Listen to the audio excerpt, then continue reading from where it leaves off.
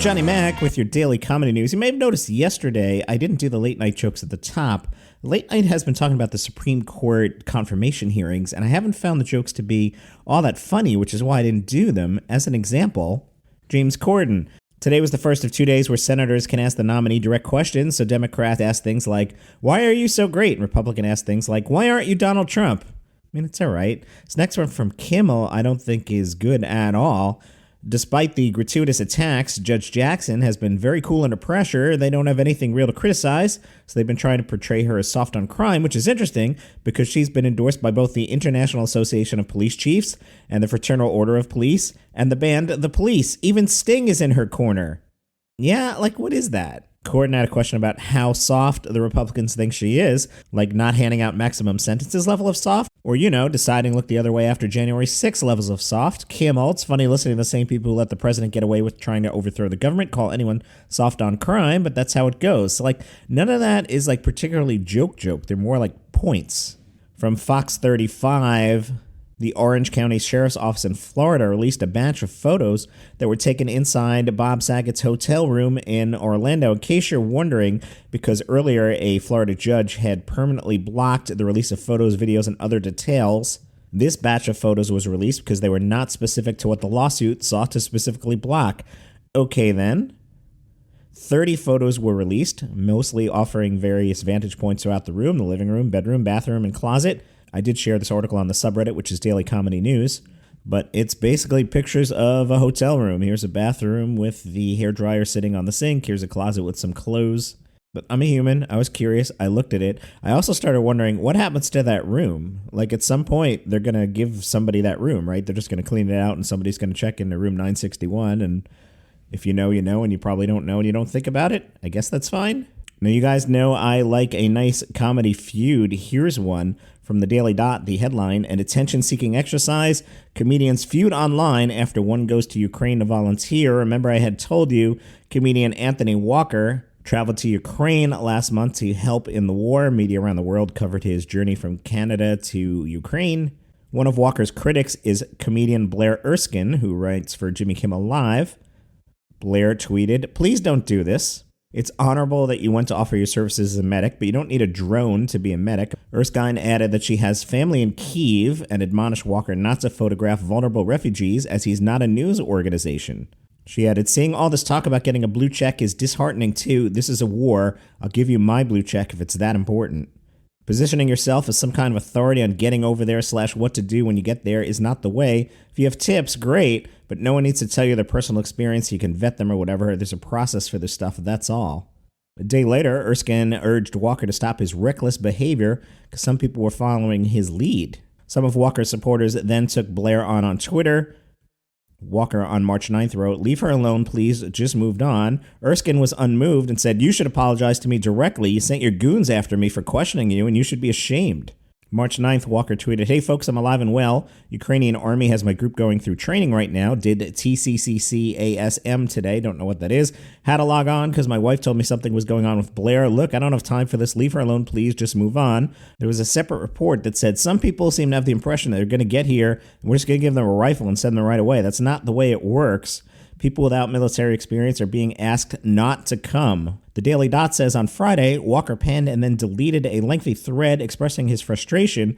According to screenshots circulating on Twitter, he claimed to be with a special forces group in Kyiv, but that they didn't have weapons or armor. He said, "We're looking to get to the front lines, but apparently aren't needed. We don't understand this. So, President Zelensky, should we go home?" Erskine said, "No, you tried to help yourself. Hope it was worth it. Glad you won't be anywhere near my family over there. Hope you get your blue check." On Monday, Walker's wife tweeted that he's still in Kyiv and is, quote, helping. His priorities are with people over there, not Twitter and haters. He's using the donations over there. When he's done over there, he will address the accusations. He is not grifting. This next story, I'm not sure it's comedy, but yeah, it's in the realm and it's quick. From The Hollywood Reporter, CBS is making a new version of The Love Boat. This time, it's a dating competition series.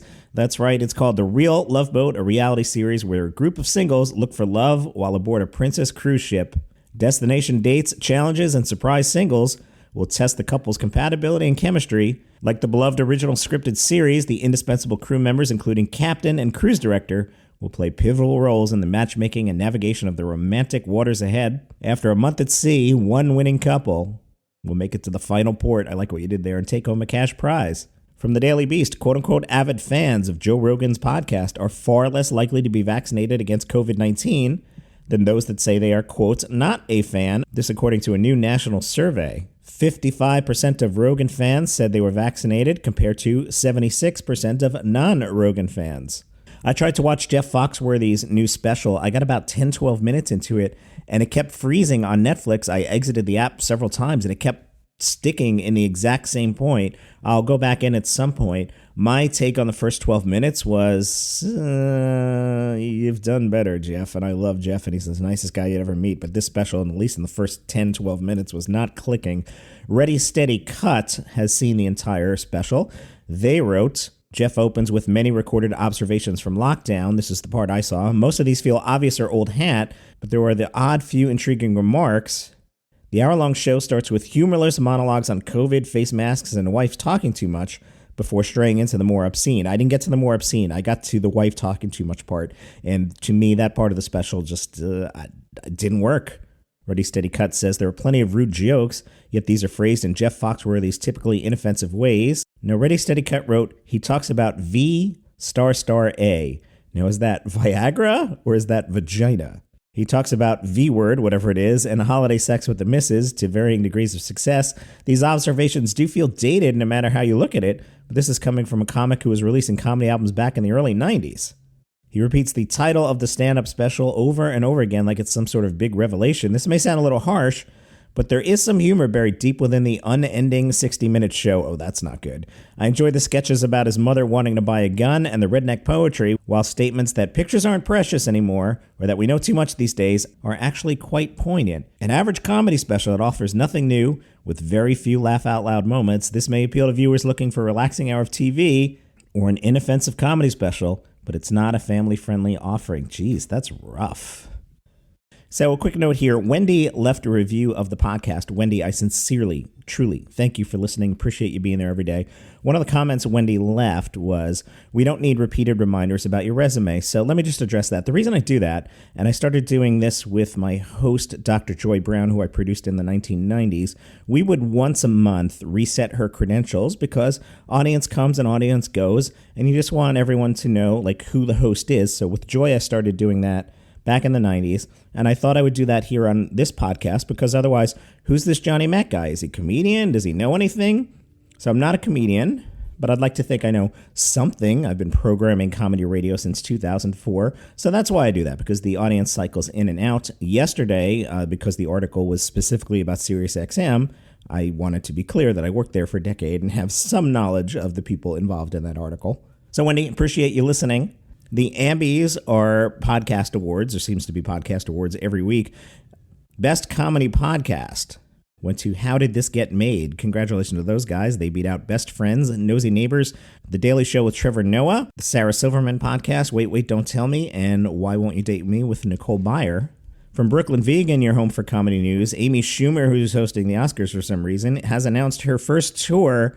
Amy has called her tour the Whore Tour. Really? It starts August in Red Bank, New Jersey, runs through November, stopping in Atlantic City, Seattle, Boston, Minneapolis, Denver, Orlando, Atlanta, D.C., New York City, Baltimore, Portland, New Orleans, Austin, Milwaukee, Chicago, and more. The New York City shows at the Hulu Theater at Madison Square Garden September 16th. Speaking of Amy, Daniel went on the Facebook group, which is Daily Comedy News Podcast Group, and shared a video called Amy Schumer Joke Stealing Compilation, All Examples. It is a 26-minute video. That video has 8.6 million views. I watched the first 4 or 5 minutes, and I was like, oh, wow. I have also shared that on the subreddit, which is Daily Comedy News, if you want to check that out.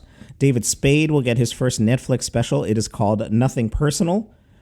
That'll be out April 26th. Gabriel Iglesias is adding a second date to Dodger Stadium. Now, we have some more details about that. This article says, to create a more intimate experience, there will only be field seating available. So while it is impressive that Gabe Iglesias is playing a big crowd in Dodger Stadium, I think saying he sold out Dodger Stadium implies something that might not be that accurate. To me, sold out Dodger Stadium would mean 70,000 people, and there won't be that many on the field. And yeah, we're going to talk about Pete Davidson. Jake Paul still wants him to fight Kanye. Jake Paul spoke to TMZ and said, "Let's end this, Kanye. I got $30 million for you." He's a billionaire, so that might not excite him. What will excite him is beating up Pete Davidson. And I know Pete. He used to live in his mom's basement. So $30 million to him, I think, is a lot of money. Plus pay-per-view upside. I have the money. We'll put it in escrow before the fight. 6 rounds. They could probably meet around 165, 160 pounds. Let's make it happen. I agree. I'd watch the hell out of that. And that's your comedy news for today. Follow the show in the usual spots. See you tomorrow.